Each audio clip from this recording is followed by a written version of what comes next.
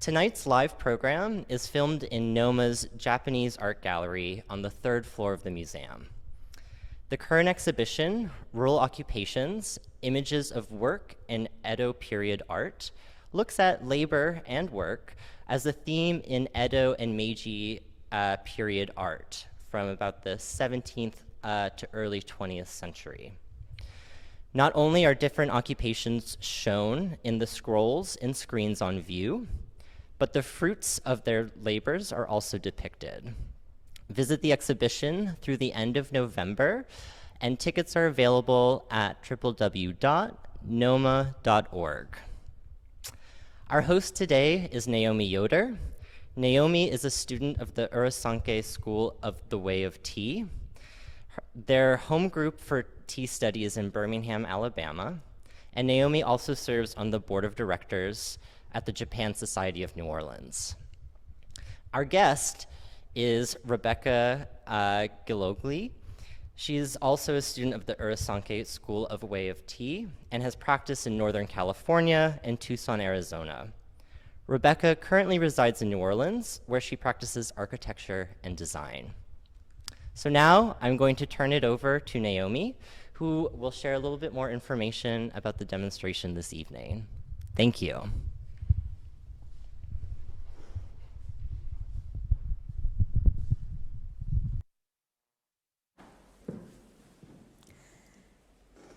Good evening. Thank you for joining us. I'm so pleased to offer this demonstration of the Way of Tea. Today, we are doing a demonstration that could be summed up as just making a delicious bowl of tea. That could be one of the simplest ways that we might choose to talk about the Way of Tea. But there's maybe another facet to that, or complicated part of that. Maybe not complicated, maybe more involved, where making a delicious bowl of tea would also involve bringing our entire selves to the tea, to the host, to the guest. So to each role, to each experience, to each occasion. So we could think of the Way of Tea as preparing or offering a delicious bowl of tea, and we could also think of the Way of Tea as a way of life. So you might be thinking, I drink cups of tea, I drink mugs of tea. What do you mean a bowl of tea? I want to explain a little bit about what we'll be using tonight and what we use in the Way of Tea. We use bowls to drink the tea because we're using matcha. Matcha is a type of green tea that comes from the Camellia sinensis tea plant.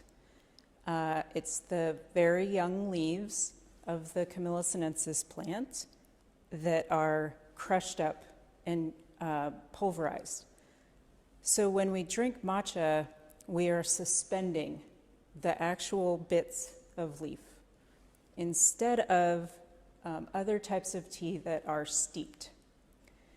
In this case, we need to suspend those particles, and it's much easier to use a bowl.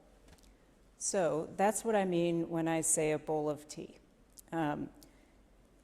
One other thing I'd like to mention is a concept of ichigo ichie. This could be translated from Japanese into English as something like one meeting, one opportunity, or maybe more simply, once in a lifetime. So this occasion, this group of people, this set of utensils, this moment in time will never be replicated, and we can savor that. So that's something that we also want to pay attention to in tea, want to hold in tea. And I invite you to join us in that. One of the things I would like to invite everyone is to open your senses. Pay attention to whatever your senses are experiencing, and savor that, whatever it may be. So you don't need to enjoy every moment, but I encourage you to notice instead, or as well as enjoy. So I think that's all I have for our intro, and there will be a brief pause, and then we'll get started.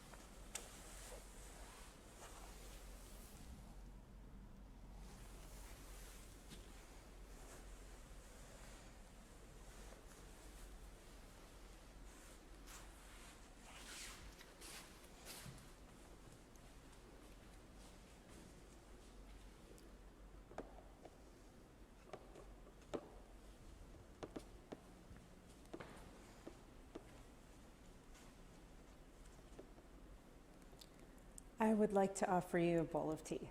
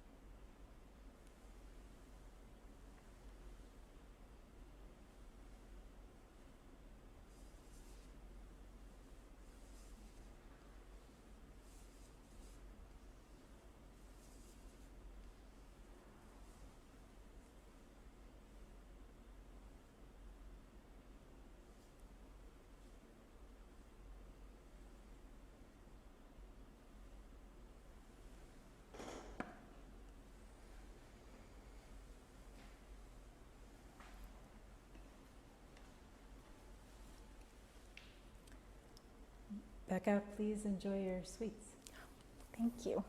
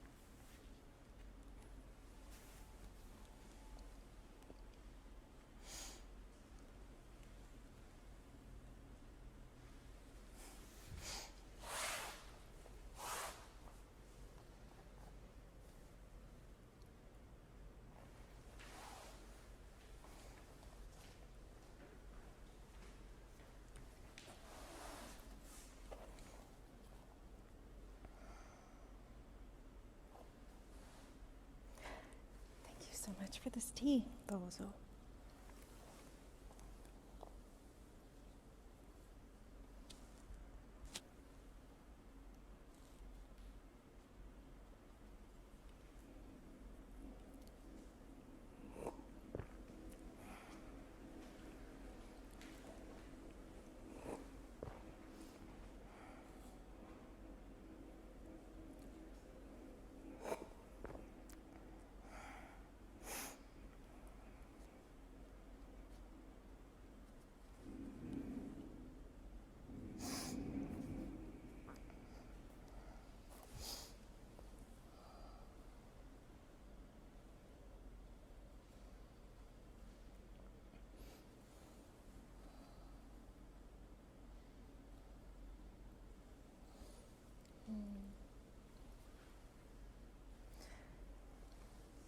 This bowl is so beautiful. The glaze on the inside catches little glimmers of light and sparkles. Could you please tell us about this bowl?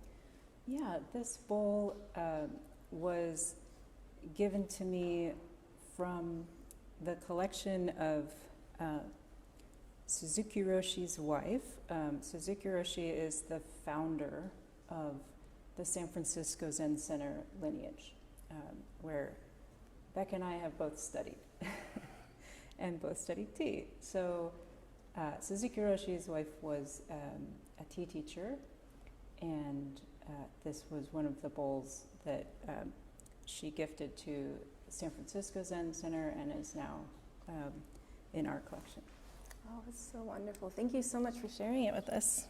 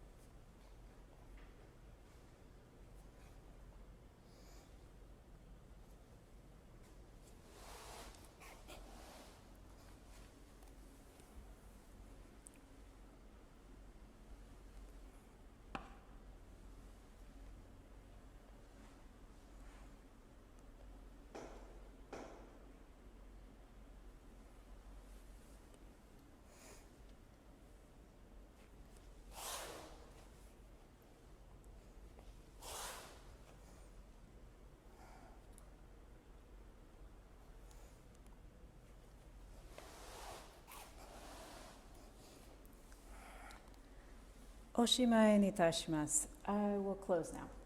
Thank you.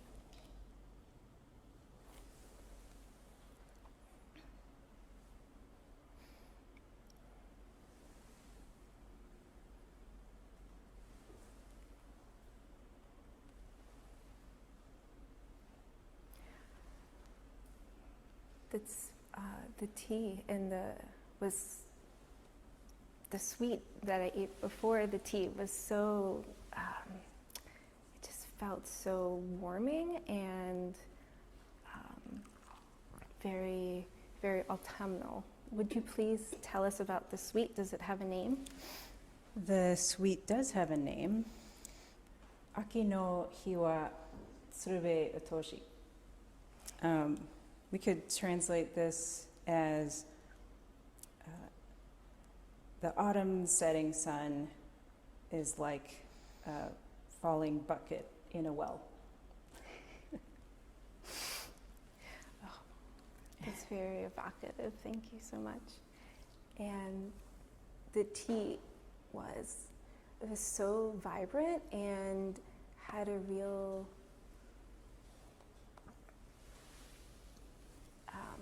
like spring to it. It was very enjoyable. Would you please tell us about the tea? This tea is wako. The name is wako. It's peaceful light, could be the translation. And it's blended at Koyama-en, a blender from Uji that is in Kyoto. Wonderful, thank you.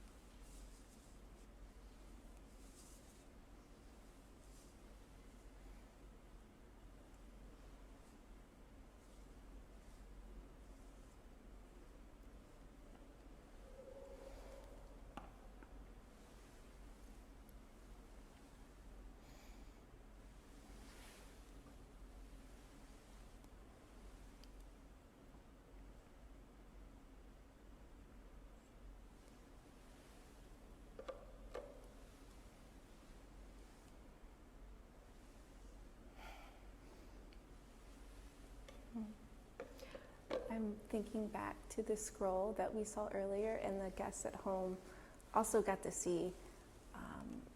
It is so, the brushwork on it is so striking and feels very visceral. Would you please tell us about this scroll?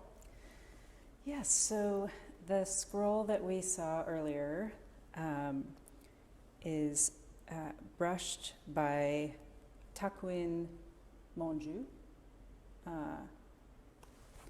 Is that the right is that the right pronunciation? I'm sorry, Taikon Monju, who was a priest at Nanzenji, a temple in Kyoto that is the kind of the southern end of the famous philosopher's path. So a string of temples and shrines in the Higashiyama area of eastern hills of Kyoto.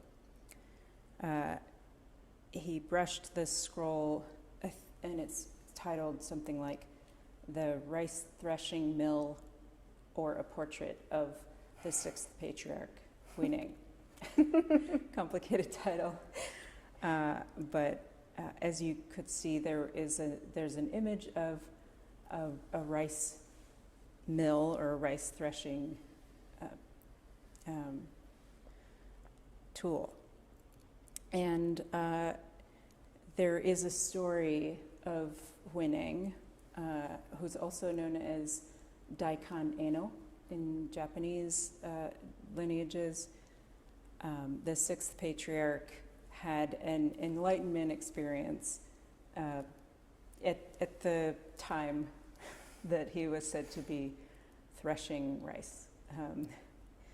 And there's a kind of a story that goes along with it, that he was, that the other monks were very jealous of him because he shouldn't have gotten the succession of his lineage, but he did.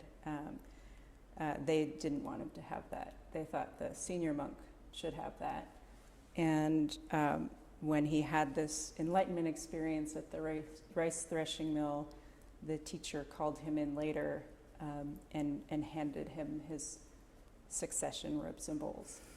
So I guess I'm curious what you thought of the scroll and what made you feel.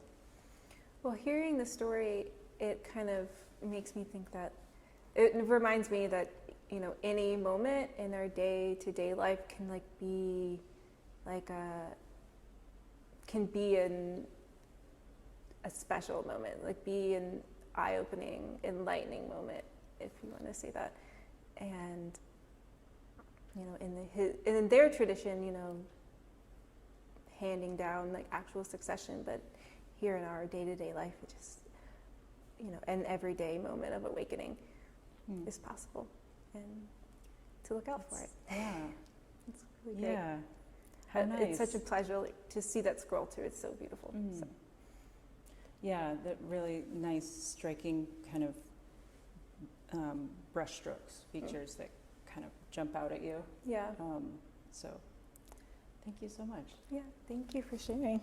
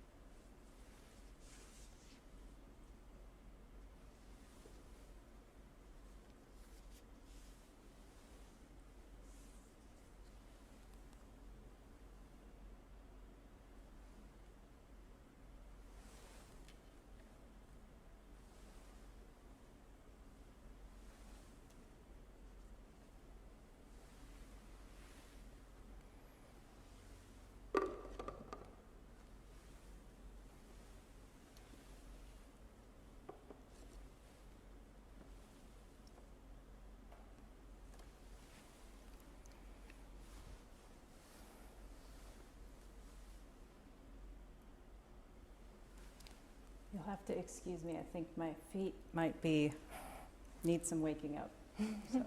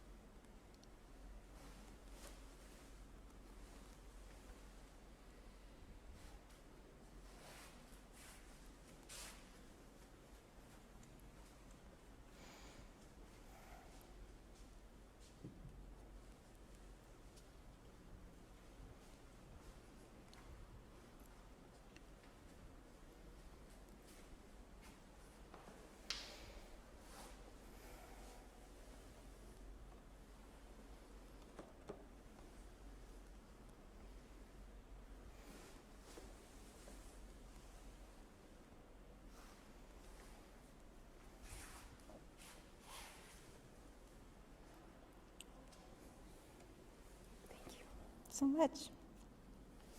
Thank you. So we will now have a short pause and then a question and answer.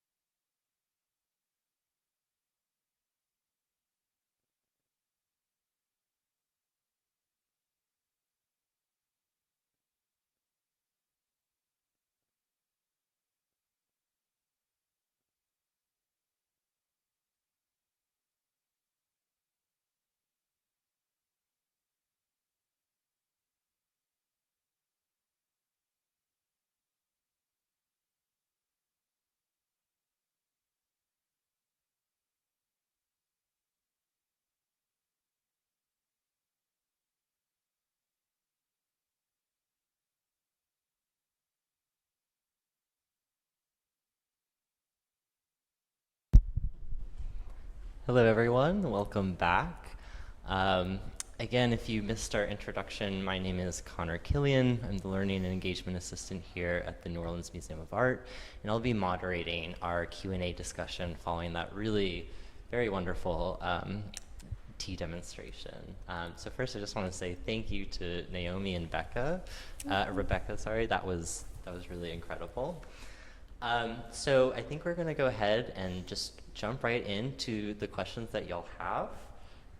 So first, we have a question about how did y'all get started in tea? And I'm thinking maybe we'll start with Naomi and then Rebecca can answer.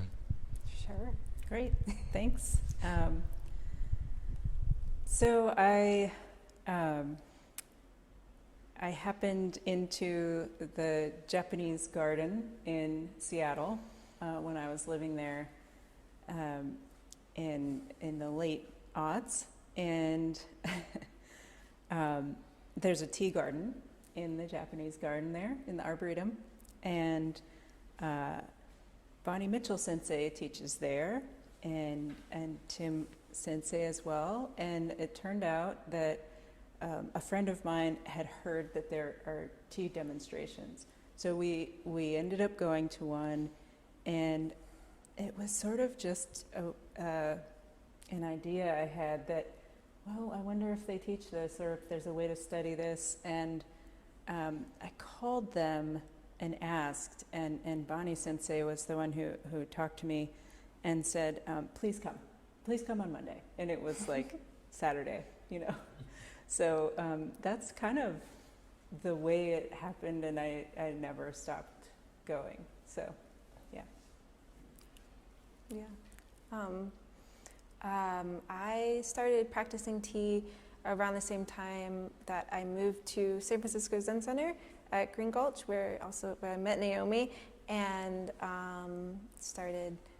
There is a beautiful tea house on the property with classes taught by Maya Sensei. So I just started showing up and decided this is, I like this, I'm going to keep doing this. I just kept going. And that's, Thank you. Yeah. I guess along those same lines, we have a question. What advice do you have for folks who are interested in the Way of Tea, but maybe don't know how to start? And we also had a specific question about folks who might be interested in the New Orleans area. Mm-hmm. Yeah, so we have several of us that are interested in studying tea that are here in the greater New Orleans area. And everything has been a little bit on hold because of COVID. So we do have, I had some online Zoom study sessions that I'm hoping to start back up again. But we also have a couple of satellite teachers in neighboring states that folks can study with if they'd like. So aside from that, this is the study of tea is what we might call a hand-to-hand study. You could watch videos or read books, but to study tea, we need to do it, and so we like to have a person there that can instruct us. So I recommend finding a teacher, and we can recommend those. There are several schools of tea, and so there are now a lot of teachers in the West, and there might be one that lives near you. So that's probably my best suggestion, is to link up with people that are also studying, and that you could collaborate with.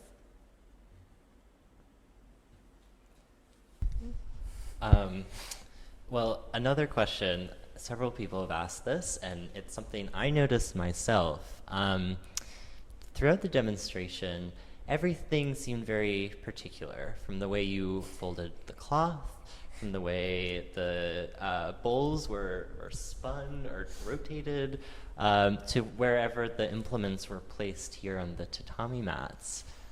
Could you speak more to that, or like why do you do the things you do, I guess is the question.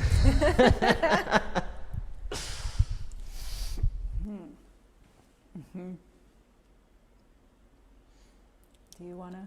Yeah, I can take a stab at it. I mean, for me, at least, kind of, that every move, like everything that we're doing, every move, every step that we're taking, and where everything is placed, kind of is determined. So there is somewhere for everything to go, and then in like learning that, and then kind of having the body like memory of that, it actually becomes freeing, that you can be more present in the moment, because you're not constantly worrying. I'm like, is like, if this is right, like I feel like I don't know, like is this weird? But it's like we already know it, and it's like it becomes like part of our memory, like our physical memory. So it's one less thing to kind of inhibit being present in the moment. I think my answer is really similar, that there's a kind of mindfulness, for want of a better word, involved, that, and this is kind of what I think I tried to say in the beginning, is that like, it's simple, really.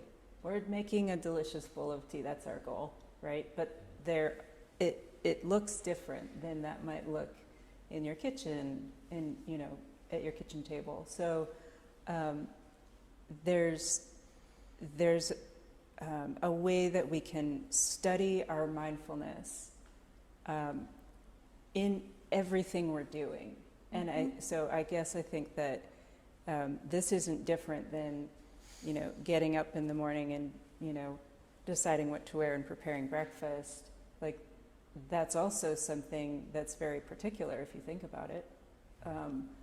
But we just don't usually think about it. Yeah. So in this case, we're bringing our attention to each thing.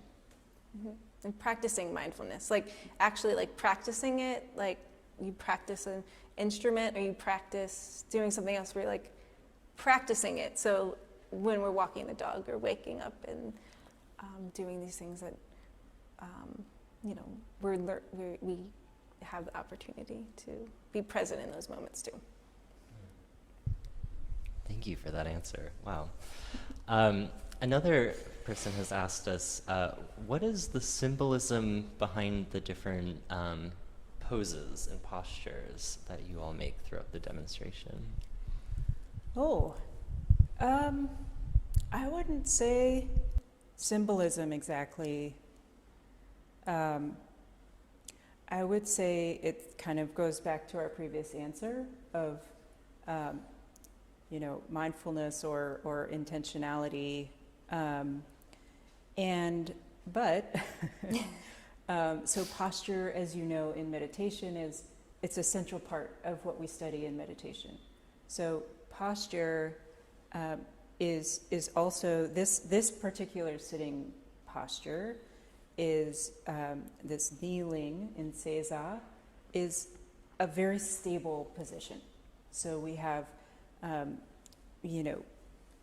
knees and feet, or kind of a point in the back. So we have a kind of tripod that's very stable. And that's what we want. We want a stable position for sitting. And so that's one of the reasons that this is a good posture. Mm-hmm. And it's easier to get up and down from this position than sitting cross-legged. Too. Like it's I am sitting. Yeah. And also, if you're wearing kimono, it's more difficult, especially if you're a woman, to sit in a cross-legged position. Right. So that's it wouldn't work to sit, sit in another, even supportive posture in kimono. Yeah. So. Yeah. But also, I mean, I don't know if like the question about position also had to do with like bowing, like maybe that's part of it. And there are kind of different ways that we bow and sit that they're not necessarily symbolic, but they are either more formal or like informal. So that's a really good point. So it's like when we're talking, we're sitting a little bit more. We can maybe talk a little bit more informally, or really. And bowing is very important in this situation. Bowing is like, it's I think everything else is pretty simple.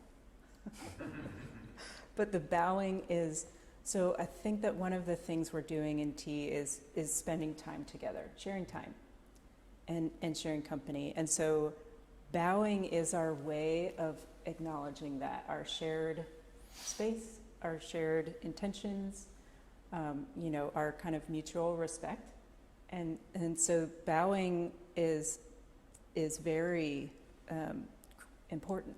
And so I'm glad you brought that up, and that's one of the postures and one of the things that we're doing physically is inviting that connection into our space. Thank you. Becca, maybe you can start with this next question.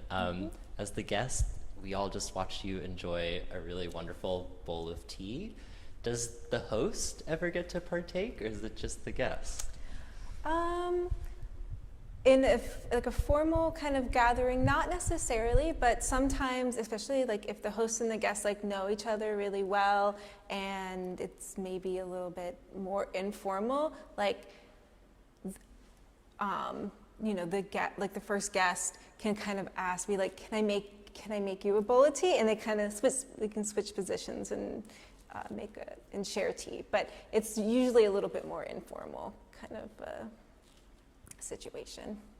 But also making sure that the host is given tea beforehand too. I made sure Naomi had a bowl of tea before we started, so. Well, that's good. Yeah. And sweets, of course. We did want to talk about the sweets a little bit, if that's okay. Yes. We left them in the tea room so that we could talk about them a little bit. And so, yeah.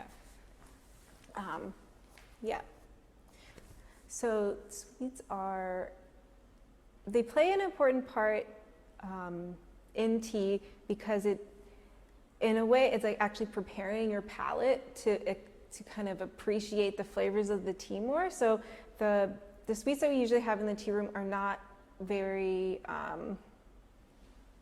they're not very flavorful. There's not a lot of like spices and aromatics and like really kind of razzle-dazzly kind of flavors. They're usually like a sweetened bean paste or like mochi, like things they're usually like pretty sweet and have a kind of a basic kind of like taste to them. So these sweets are sweetened azuki bean and pumpkin, set in like a vegetable, like a content, like so it's like set in like a solid form with like chestnuts.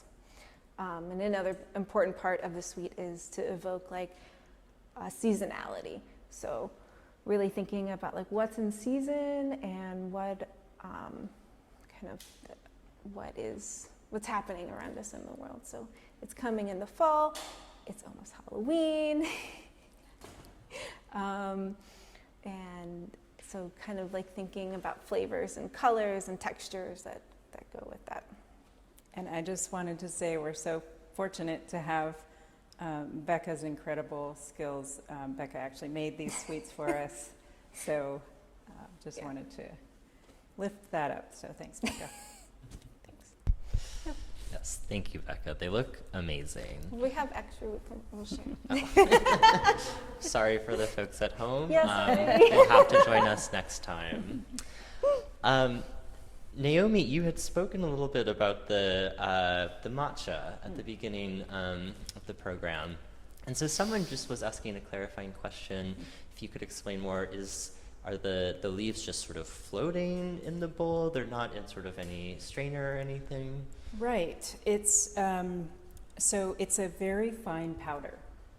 It's not actually, I kind of described it like you tear up a leaf. Yeah. But it looks like powder. And so, it maybe looks like powdered sugar, the consistency of powdered sugar, but it's bright green.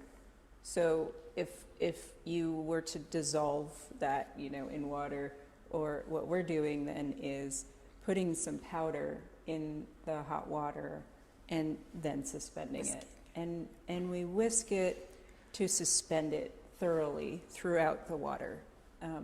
We also, in this school, we whisk it so that the surface is frothy, is bubbly. So underneath the bubbles and the froth, there's fully suspended tea, powder that is actually powdered leaves, and then that's what you're drinking. So the thing that I liken it to is sort of is like a shot of wheatgrass, because it's sort of like you're eating the actual leaf, but in a format that that we can take. And it's not something that you like sip over a long period of time, like a cup of like steep tea. It's like you get your bowl of tea and you drink it all immediately. Right. That's a good point. Yes. Yeah. It's not a like subtle. You could have it's a different tradition than some other tea traditions of sitting and talking. Maybe we do talk and we do discuss some of the different things in the tea room, but yeah, it's a. I've heard the saying when you have tea, or drink tea when you drink tea. So when you have the tea, drink it. And so another intentionality there. I love that. And actually, one of my questions was, when is the best time to drink tea? And I think you just answered that. When you have it, yeah. So I appreciate that response very much. Well, I think we have time for one more question.